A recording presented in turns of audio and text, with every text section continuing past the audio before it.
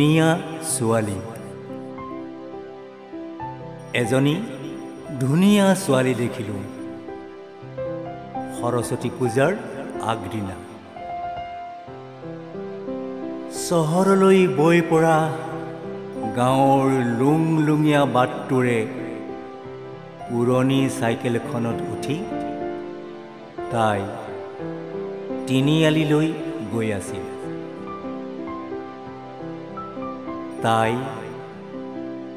তাই ধুনীয়া হৈ পৰিছিল। সৌজনী চকুজুৰিত যে চিম্পল লুক এটা ন, গুলপীয়া ৰঙৰ শাৰীখনেৰে কিবা এটা ইনচেণ্ট লাগিছে ন তাই। এই জাতীয় টিভি পৰ্দাৰ টিপ্পনীৰে ধুনীয়া নাছিল তাই ধুনীয়া আছিল ৰুঢ় বাস্তৱতাৰ নিভাঁজ সুষমাৰে। জীৱন বেহুৱা চাইকেলখনৰ হেণ্ডেলত ওলোমাই আনিছিল তাই কেইমুঠিমান লাই শাক। পাছৰ কেৰিয়াৰত 3টা জাতিলাও, এটা কলডিল।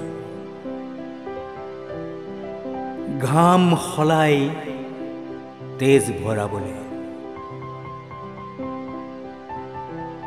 তাই উজোৱা বাটটিত আকাশী সূৰুজে সিঁচিছিল পোহৰ আৰু পোহৰ।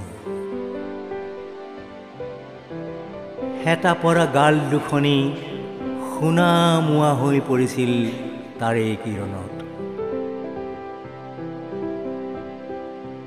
তাই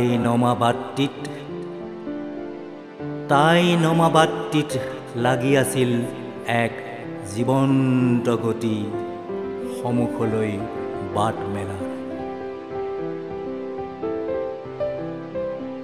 উৰুখা প্ৰজাতিত সপোন ঢালিবলৈ তাই বজাৰমুখী হৈছিল সেই পুৰণি চাইকেলখনৰ পিঠিত উঠি লুংলুঙীয়া বাটটিৰে। মাটিশাল হাতৰ কপাহী কাপোৰ সাজে উজ্বলাই তুলিছিল তাইৰ সমস্ত যৌৱন। জীৱন জিনা এই সাগৰ জীয়া যৌৱন।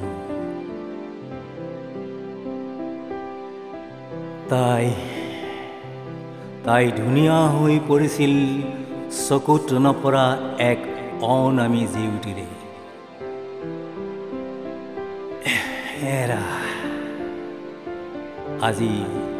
আজি মই তাইকে দেখিলোঁ, এজনী ধুনীয়া ছোৱালী দেখিলোঁ ঠিক সৰস্বতী পূজাৰ আগদিনা। দহে নেদেখা নাঙঠ দৃষ্টিৰে কিছু সঁচা ধৰণেৰে আজি মই এজনী ধুনীয়া ছোৱালী দেখিলোঁ ঠিক সৰস্বতী পূজাৰ আগদিনা।